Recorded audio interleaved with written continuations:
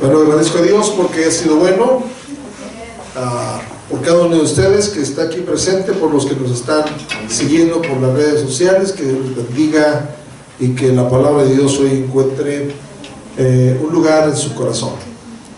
También doy gracias a Dios y enviamos un saludo a la iglesia en Extralpan, que ayer tuvimos nuestro evento para los niños, donde se juntaron un buen grupo de niños de la comunidad, en su mayoría que no conocen del Señor, y bueno, hubo mucho interés para seguir un discipulado todos los domingos, así que oremos que Dios bendiga a los hermanos allá en Extralpan. Amén. Muy bien. Bueno, esperamos que hayan tenido una semana bendecida en medio de tantas circunstancias adversas. Cuando tenemos a Cristo en el corazón podemos tener bendición, ¿verdad? Bendición en nuestras vidas. Muy bien, pues vamos a meditar en la palabra de Dios. Yo quiero que abran sus Biblias, por favor, en el libro de Primero de Reyes, capítulo 19. Primero de Reyes, capítulo 19.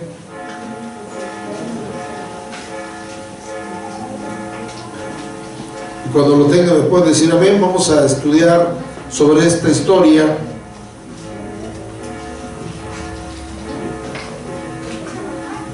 Y vamos a tomar las enseñanzas que ahí nos dice, nos da la palabra de Dios.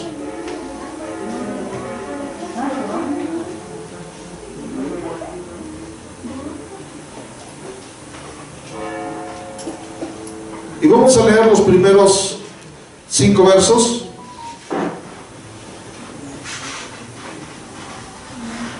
Los 4 primeros versos, perdón. Primeros 4 versos de Primera de Reyes 19. ¿Ya lo tienen? Amén.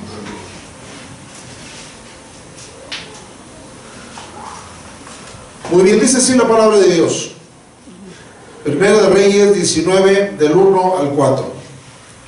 Acá dio a Jezabel la nueva de todo lo que Elías había hecho y de cómo había matado a espada a todos los profetas. Entonces envió Jezabel a Elías un mensajero diciendo: así me hagan los dioses y aún me añadan, si mañana a estas horas yo no he puesto tu persona como la de uno de ellos. Viendo pues el peligro, se levantó y se fue para salvar su vida. Y vino a Berseba, que estaba en Judá, y dejó ahí a su criado. Y él se fue por el desierto un día de camino, y vino y se sentó debajo de un enebro, y deseando morirse, dijo: basta ya, Jehová, quítame la vida, pues no soy yo mejor que mis padres. Qué historia tan tremenda, tan fuerte podemos ver aquí del profeta Elías. Elías es uno de los profetas impresionantes de Dios, que fue utilizado de una forma extraordinaria. Acababa de tener una victoria sobre todos los profetas falsos, sobre los profetas de Baal y de Acera, que Jezabel, la esposa de Acab, el rey de Israel, tenía en su mesa, atendía en su mesa, pero él tenía un celo de Dios, porque Dios fuera el único que fuera adorado, exaltado, y en su celo tuvo esa lucha, tuvo esa confrontación, pero Dios le dio la victoria.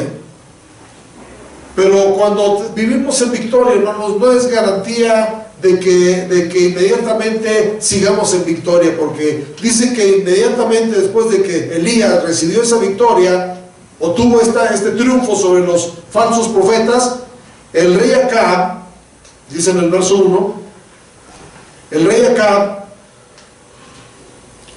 fue a decirle a su esposa, ¿cómo se llama la esposa de Acab? Jezabel. Jezabel, una reina muy mala, ¿verdad? Muy mala. Y le vino a decir todo lo que Elías había hecho. Le vino con el chisme, si podemos decirlo de alguna manera. Vino a contarle a la esposa, ¿verdad? Y dice la palabra de Dios que le dijo cómo había matado a todos los profetas que ella misma tenía en el palacio y que no eran profetas de Dios. Entonces dice que Jezabel envió Jezabel a Elías un mensajero. No sé en cuántos de ustedes las noticias nos impresionan. De repente tenemos un buen ánimo, pero de repente vemos una noticia y nos impresiona, ¿verdad? Pues imagínense, Elías estaba muy contento porque había tenido un triunfo, una victoria grande sobre los falsos profetas, y le llega una mala noticia. Hermanos, siempre el enemigo contraataca. El enemigo siempre tiene algo para contraatacarnos. Cuando estamos teniendo victoria en el Señor, de repente pone un problema, ¿verdad? Una dificultad. Y el mensajero vino a decirle: así me hagan los dioses y aún me añadan, si mañana a estas horas yo no he puesto tu persona como la de uno de ellos. ¿Qué quiere decir? ¿Qué le mandó decir en pocas palabras o en otras palabras parafraseadas Jezabel a Elías? ¿Qué le mandó decir? Te voy a matar. Antes, dice, aún me añadas, y mañana a estas horas, dice, antes de mañana a estas horas ya estarás muerto. Una amenaza de muerte, imagínense, hermano. Ahorita estamos en amenaza de muerte, ¿no? El enemigo trata de sembrar terror en medio de nosotros a través de la muerte. Y bueno, el enemigo es su trabajo, porque dice la Biblia que Satanás vino a matar. Es su principal trabajo. Vino a matar, a hurtar y a destruir. Entonces siempre el enemigo nos va a enviar mensajeros que nos digan: te vas a morir. Tal vez por una enfermedad, tal vez por un accidente, ¿verdad? Tal vez, no sé, de tristeza, de depresión. Ahorita la gente está muriendo de depresión, ¿verdad? ¿Sí? Y entonces dice que Elías, el verso 3, viendo pues el peligro, se levantó y se fue para salvar su vida. Le huyó a una mujer. No le tuvo miedo a 900 profetas falsos, pero le tuvo miedo a una mujer. Qué terrible, ¿verdad? No, si son tremendas las mujeres. Le tuvo miedo a una mujer y dice que huyó para salvar su vida. Hermanos, a veces nosotros emprendemos la huida pensando que vamos a salvar nuestra vida, pero nos contrapunteamos, porque mire, ¿para qué salió huyendo Elías? ¿Para qué? Para salvar su vida. Para salvar su vida. Entonces, ¿por qué en el verso 4 dijo que deseó morirse si estaba salvando su vida? Cayó en contradicción, porque a veces así somos, ¿verdad? A ver, honestamente, ¿cuántos han deseado morirse alguna vez? A mí, ¿por qué no me muero ya? Pero cuando sucede algo, ¿verdad? Yo recuerdo al hermano Rubén. Ustedes recuerdan un hermano que fue diácono aquí. El hermano Rubén tenía muchos problemas familiares, muchos problemas de diferente índole en su familia. Y un día, aquí en la congregación, dice: hermano, yo ya le estoy pidiendo al Señor ya que me lleve mejor. Tiene muchos problemas. Y él tenía un taller aquí por Tesosomo.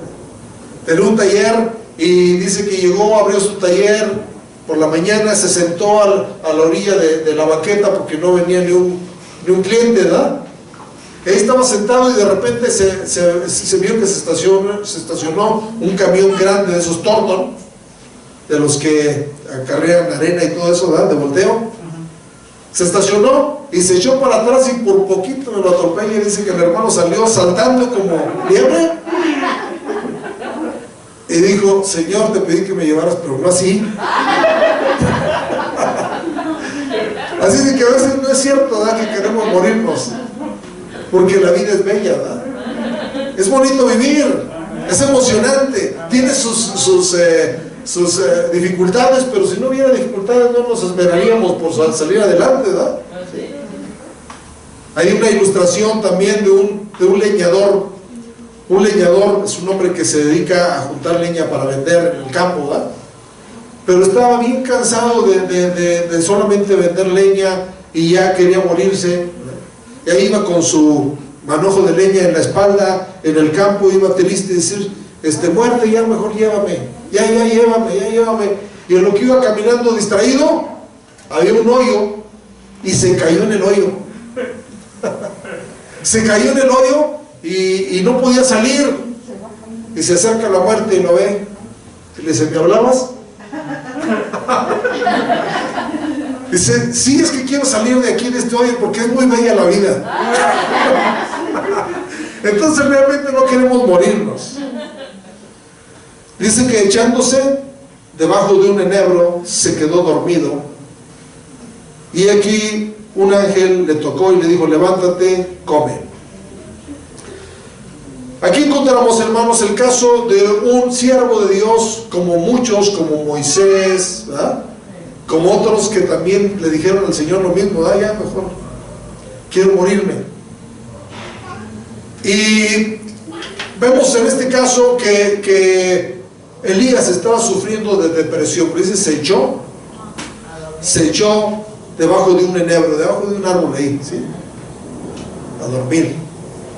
La depresión es uno de los daños más grandes que hoy está sufriendo la gente, y la depresión, según el diccionario, dice que es un trastorno mental. Un trastorno mental dice que se caracteriza por la pérdida del interés en actividades, en las actividades que estamos comúnmente habituados, ¿verdad? Dice que pierde uno el interés, ya no quiere pasear, ya no quiere trabajar, ya no quiere hacer el quehacer, ya no quiere ni arreglarse, ¿verdad? Pierden el interés. Y hoy quiero hablarles sobre el tema cómo salir de la depresión, porque tal vez más de uno de los que nos están viendo, de los que están aquí, alguna vez han sufrido de depresión y dicen, ¿cómo le hago para salir? ¿Cómo le hago para salir? Vamos a ver en esta historia de Elías cómo le hizo para salir de la depresión, porque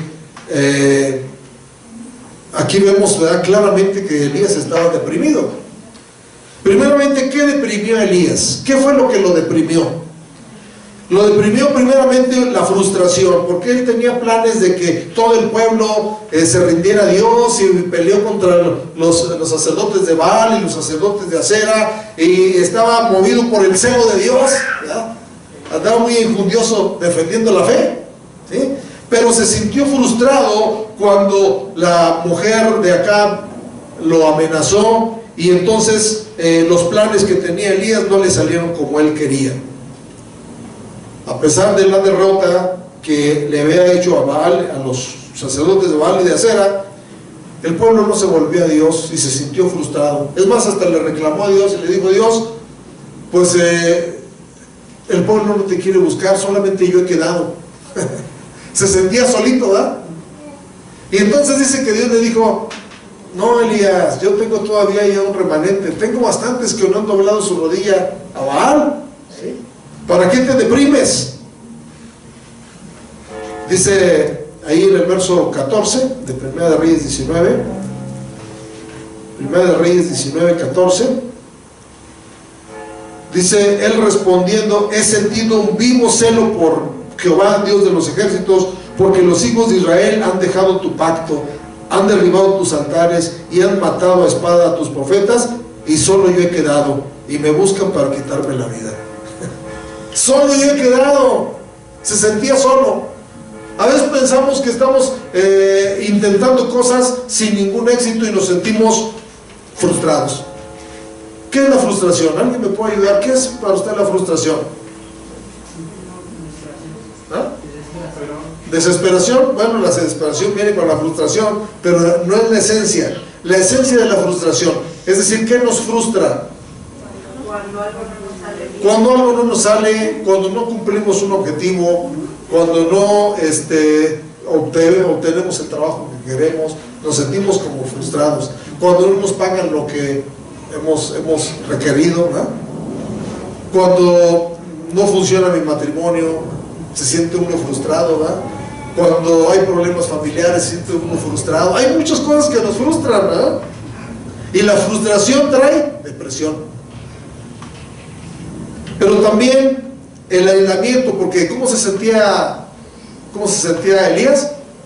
Solo yo quedado. Dios no nos creó para vivir aislados, Dios nos creó para vivir en comunidad. Es más, dijo, no es bueno que el hombre esté solo, ¿sí? Y cuando alguien siente soledad, también es un síntoma de depresión. Dice la palabra de Dios que dos son mejores que uno. Tenemos la necesidad de tener amigos, por ejemplo, ¿verdad? En la Biblia encontramos que todos los siervos de Dios tenían con quien convivir. El apóstol Pablo tenía amigos, tenía hijos espirituales, muchos que andaban con él, un equipo grande de trabajo. Jesús mismo tenía un círculo íntimo, sus 12 discípulos, pero también tenía contacto con mucha gente, ¿verdad? Encontramos que David tenía un amigo que se llamaba Jonathan, ¿verdad? Moisés tenía un amigo y colaborador que se llamaba Josué. Y cada quien tenía así alguien con quien convivir, y Elías andaba solo. No es bueno estar solos, no es bueno. La soledad solamente la podemos practicar de vez en cuando para descansar o meditar, pero no para un estilo de vida. Porque también eso le llevó a Elías a deprimirse. Hay un dicho africano que dice que el que corre solo llega más rápido, pero el que corre acompañado llega más lejos. Es interesante que la unidad Dios nos hizo para estar en convivencia, ¿verdad? En convivencia unos con otros. Y gracias a esa depresión que sufrió Elías, tuvo varias consecuencias. Primeramente, perdió la visión.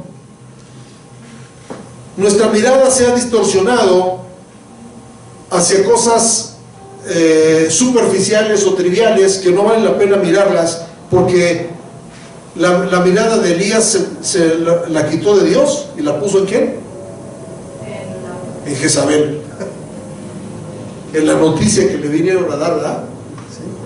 Entonces perdió la visión como consecuencia de esta depresión.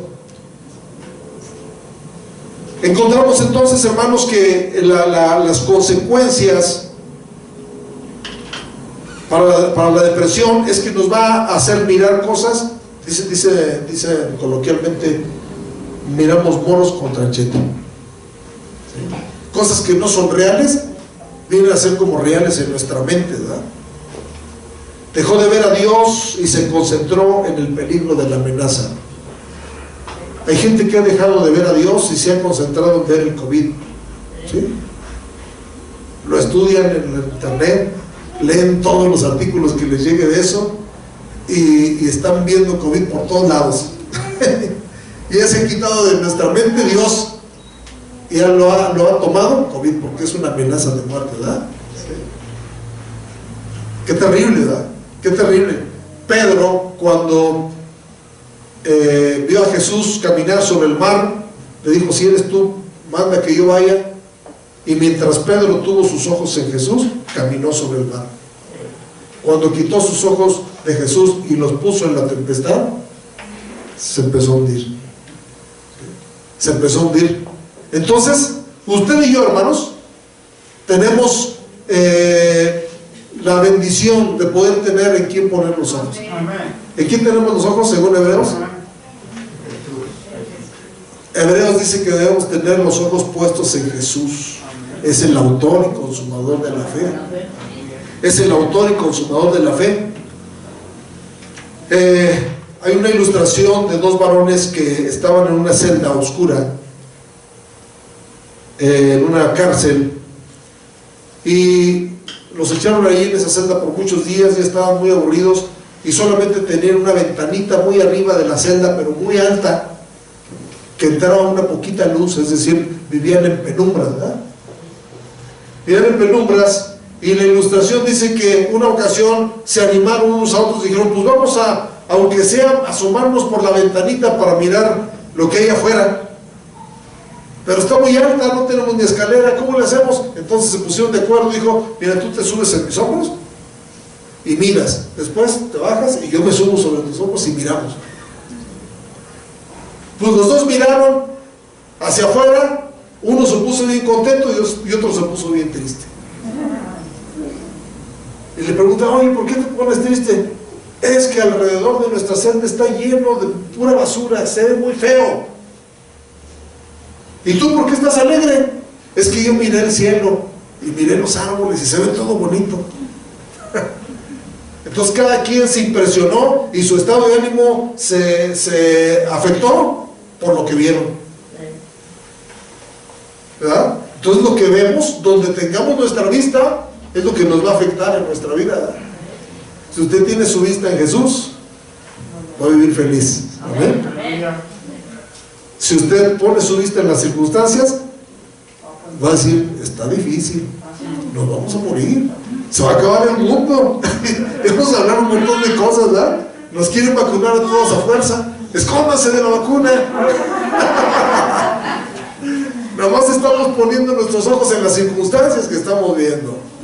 Elías perdió de vista a Dios y entonces deseó morirse.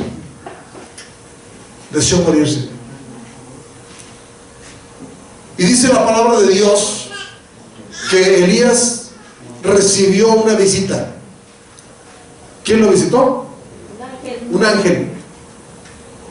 El ángel de Jehová acampa alrededor de los que le temen y los defiende. Dios siempre tiene sus ángeles enviados a nosotros para ayudarnos en esas situaciones difíciles, ¿verdad? Y ahora sí vamos a ver cómo venció Elías la depresión. Primeramente dice, Primera de Reyes, ahí en el que estamos viendo el verso 5, dice, echándose debajo de un enebro, se quedó dormido. Y aquí un ángel le tocó y le dijo, levántate, come. Lo primero que hizo Elías fue dormir. ¿Sabían que hace falta, hermanos, dormir? Porque hay gente que ya no puede dormir por la depresión. Aunque se acueste, no pueden dormir, ¿sí? Pero el sueño, el descanso es bueno. No sé si usted no ha descansado como se debe últimamente, ¿sí? Por estar pensando y ¿cómo le vamos a hacer? ¿Cómo vamos a pagar la renta si no me están pagando allá? ¿Cómo le vamos a hacer porque tengo un hijo rebelde? ¿Cómo le vamos a hacer porque tengo problemas en el matrimonio? ¿Cómo le vamos a hacer? Y no duerme. Dice la Biblia que a su amado dará Dios el sueño. Duerma. Tome tiempo para dormir lo suficiente. El sueño lo hizo Dios.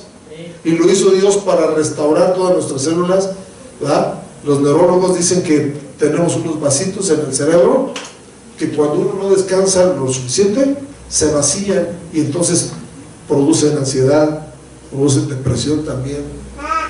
Entonces cuando uno está descansando, esos vasitos se van llenando, ¿sí? Entonces Dios es sabio, por eso el mismo Dios nos puso ejemplo. Aunque Dios no se cansa, dice la Biblia que Él descansó. ¿Pero para qué descansó? Para ponernos un ejemplo a nosotros, ¿verdad? Que necesitamos descanso. Descanso para nuestros cuerpos.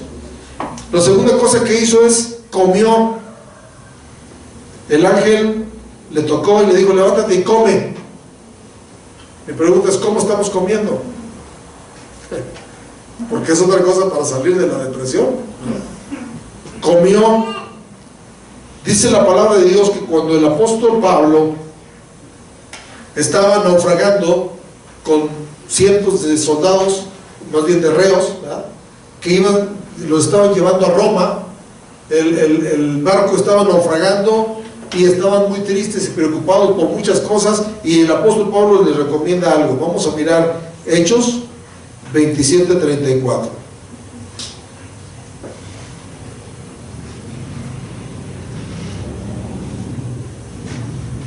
Hechos 27:34 dice así: por tanto os ruego que comáis.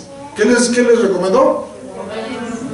pero que comáis por vuestra salud. Después aún, pues ni aún un cabello de la cabeza de ninguno de vosotros perecerá. Coman por su salud. Entonces quiere decir, hermanos, que debemos de comer no por gula. ¿Por qué debemos comer? Por salud. ¿Y cómo come uno por salud? Pues mirando que está comiendo, ¿verdad? Porque si yo estoy comiendo cosas que no son para mi salud, me estoy afectando, ¿verdad? Sí. Pues sí, que os ruego que comáis por vuestra salud. Piense que le va a ayudar su salud. Sí. Y coma. Tenemos que, de una u otra forma, tener una dieta más balanceada. ¿Sí? Más balanceada, que nos fortalezca el cuerpo, ¿verdad? Porque los extremos también son peligrosos. ¿Sí? ¿Cuántos saben que hay gente que es vegetariana porque dice que la carne es muy mala, ¿verdad? Y también se enferman de otras cosas? Y hay gente, por otro lado, muy carnívora, ¿verdad? Se diga si son taquitos de carnitas o lo que sea, ¿no?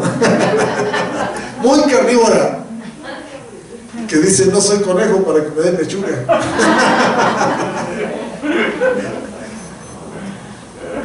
Me encontré un amigo y le digo: ¿cómo vas? Bien, bien, bien, estoy cambiando mi dieta. Ah, sí, qué bueno. Ahora ya como, pues, pura lechuga. Ah, sí. Bueno, le echo unos granitos de pozole, le echo un pedacito de carne, le echo unos rabanitos, le echo limoncito. Le echo algunas cosas para acompañar mi lechuga. Imagínense. Hay que comer para salir de la depresión. Amén. Os ruego que comáis por vuestra salud. Primero hay que dormir bien. Segundo, hay que comer balanceado. Tercero, dice que Elías se levantó y caminó, ¿no? Caminó. ¿Cuánto caminó Elías? Vamos a mirar, vamos a volver a Primera de Reyes 19.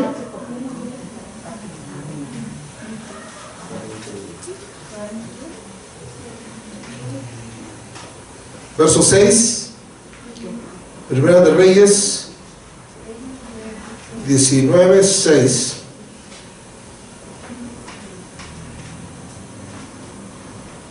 Dice así: entonces él miró, y aquí a su cabecera una torta cocida sobre las ascuas y una vasija de agua, y comió y bebió y volvió a dormirse. Si usted ve este verso, también dice que tenía una torta cocida sobre las ascuas, es decir, asada. Las cosas asadas son buenas, ¿verdad? Porque podemos decir: no, pues Elías vio ahí en su cabecera una hamburguesa y una Coca-Cola.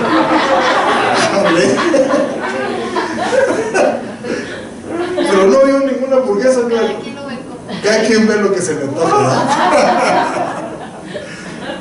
No, él vio una torta cocida sobre las ascuas de pan, una torta de pan y agua. Agua. Comió, ¿y qué hizo? Volvió a dormirse. Duerme más otra vez. Aunque algunos ya se le iban a dormir y a comer, ¿verdad? Dicen algunos: cuando yo como me da un sueño, y cuando despierto me da un hambre.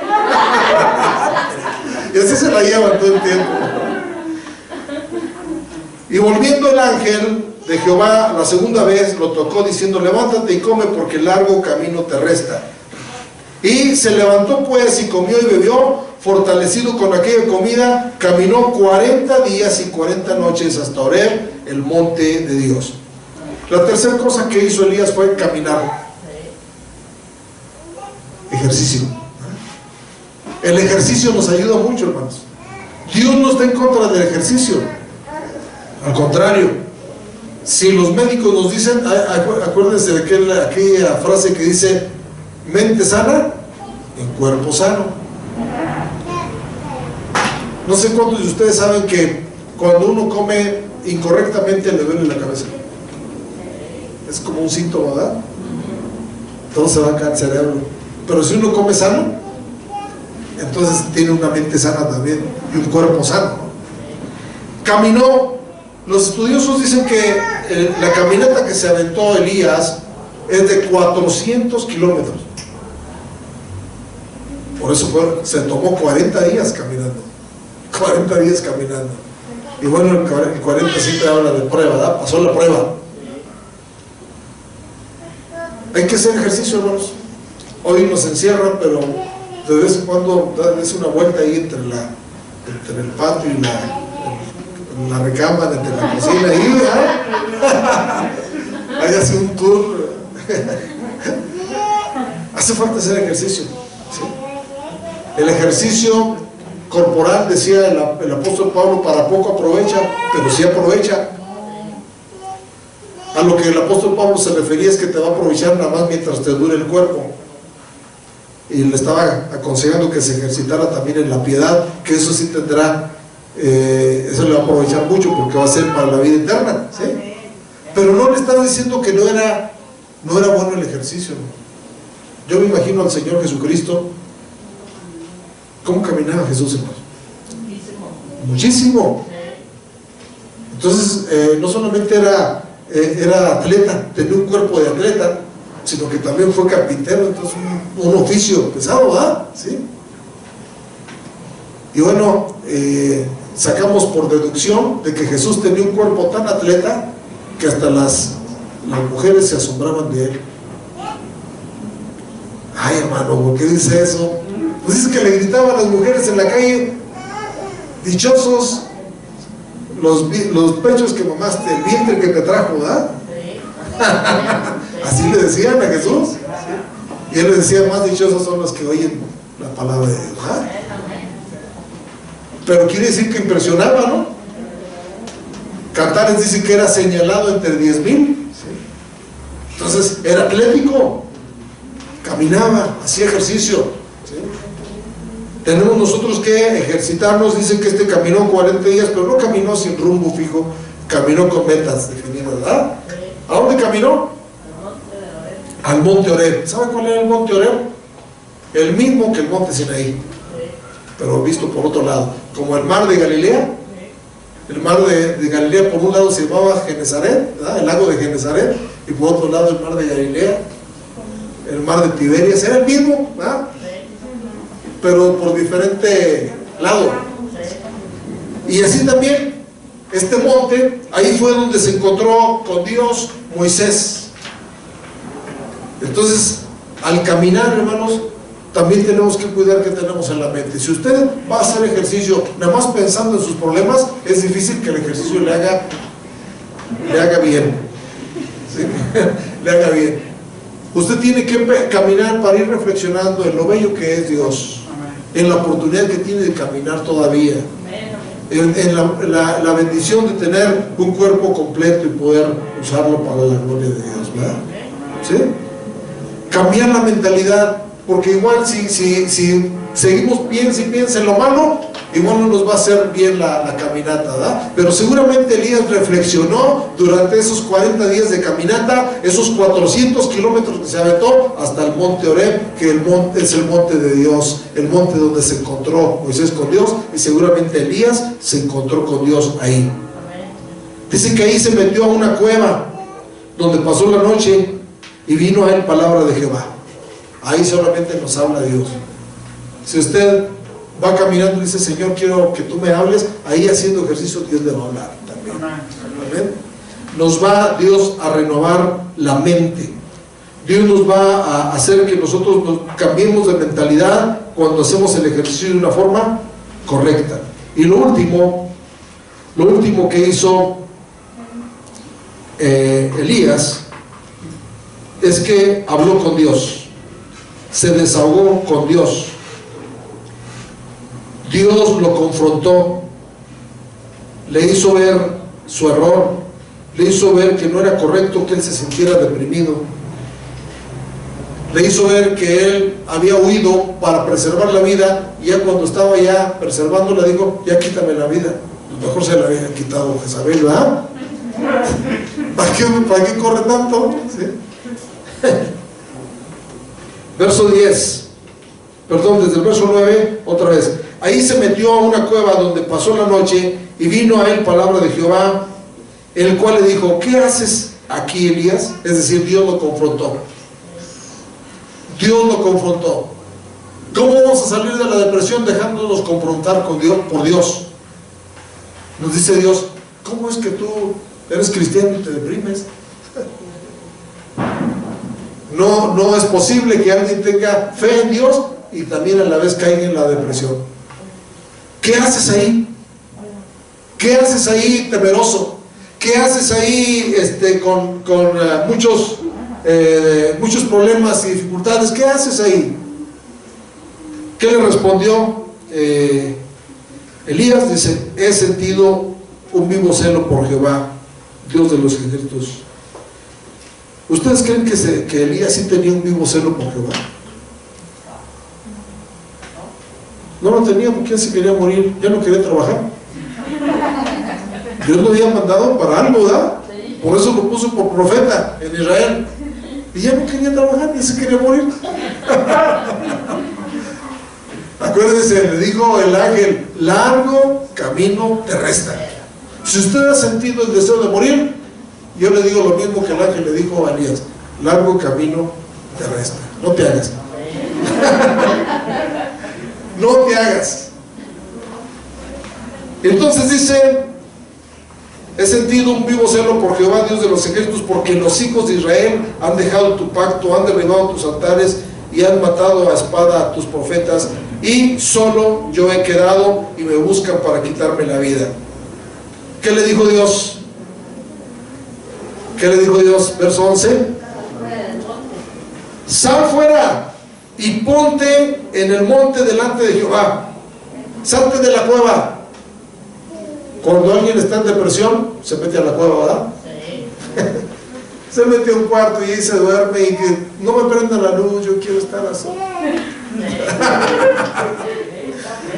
Entonces, ¿qué le dijo? Salte de la cueva. De donde estemos, salte de ahí y ponte en el monte.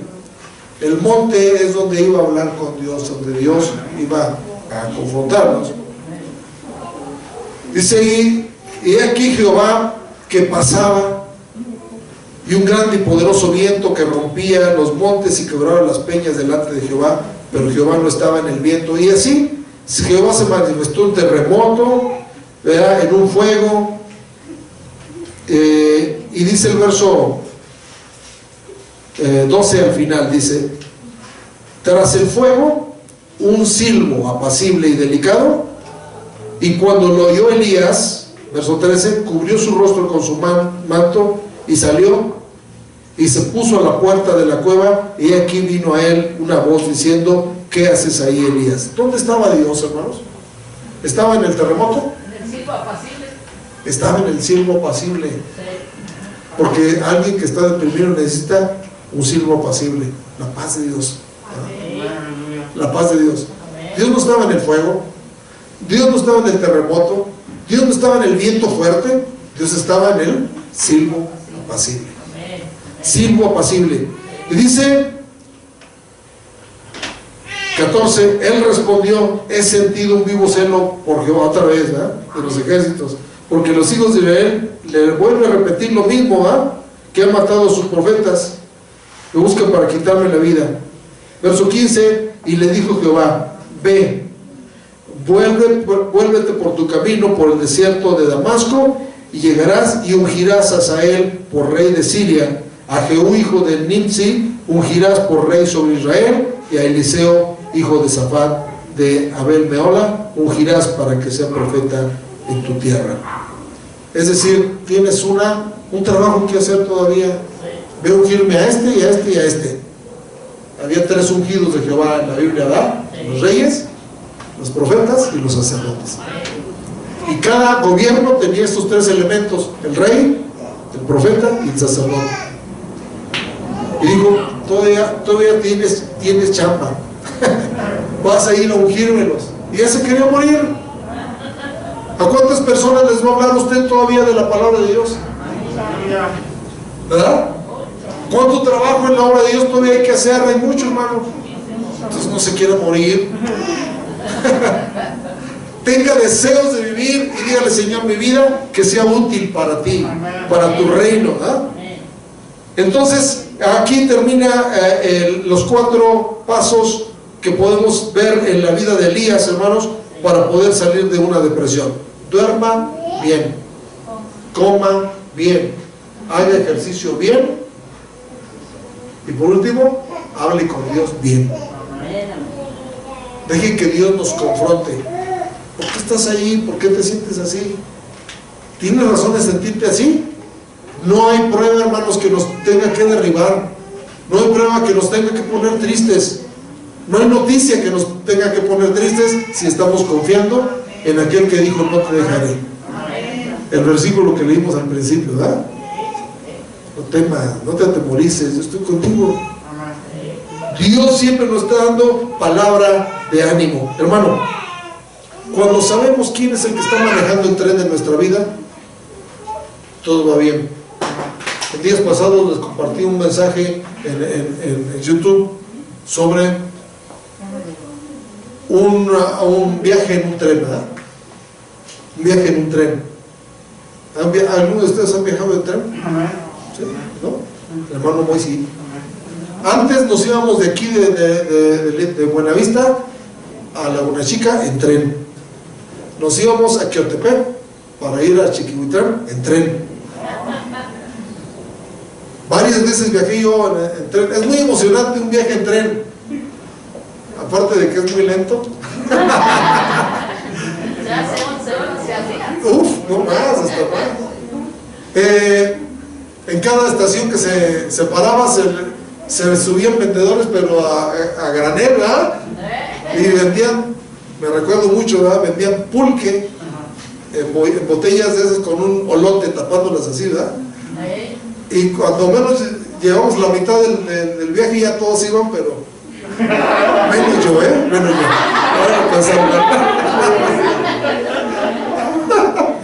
Y se subían gallinas y subían pollos, y a veces se llenaba, y hasta donde se ponían los bultos arriba, se subían unos para acostarse y dormirse.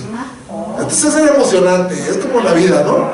Pero lo más emocionante del tren es que cuando va de bajada se siente como que se va a ir, ¿verdad? Y cuando va de subida, pues aparentemente no tiene fuerza para subir, va quedito. ¿Sí?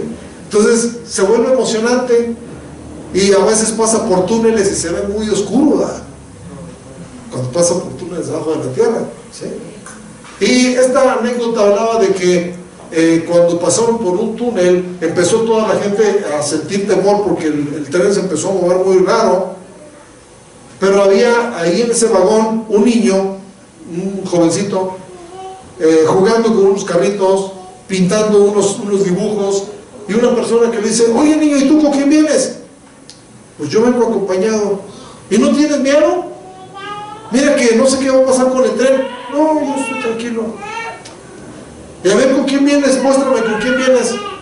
Dice: es que con el que vengo no está aquí. ¿Dónde está?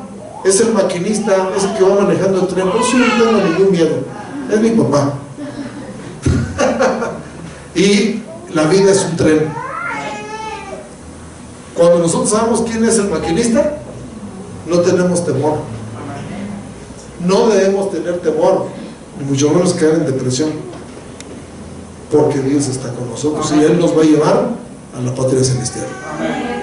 Nos va a llevar a un final feliz. ¿Amén?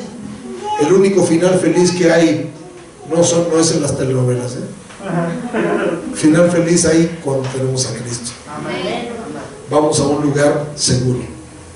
Yo les animo, hermanos, a buscar de Dios, y por muy dura que sea la amenaza que nos están mandando, usted no se deprima, usted no baje la guardia, usted siga disfrutando de la vida. No diga: ya Señor, mejor quítame la vida, no quiero ver qué va a pasar después. No, hermano, si Dios nos permite vivir es porque tiene un propósito para nosotros. ¿Amén? Muy bien, pues vamos a darle gracias a Dios. Vamos a orar, vamos a decirle: Señor, gracias porque nos has dado el privilegio de poder meditar en tu palabra.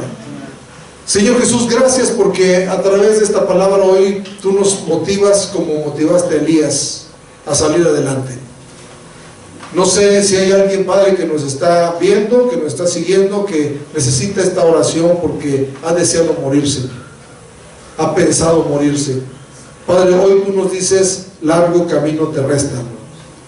Levántate, duerme bien, come bien, haz ejercicio, ten un encuentro conmigo en el Monte Santo. Y Padre, haz que eso suceda en nuestras vidas, que siempre busquemos nuestra vida espiritual, Señor, fortalecerla, porque todavía tienes trabajo para nosotros. Te doy muchas gracias y oro por todos los que necesitan, Señor, en este día una palabra de ánimo, de aliento, de fortaleza, de sanidad, de provisión, de lo que lo necesiten. Yo envío esa palabra y por la fe declaro que va a tener un efecto en la vida de mis hermanos. En el nombre de Cristo Jesús.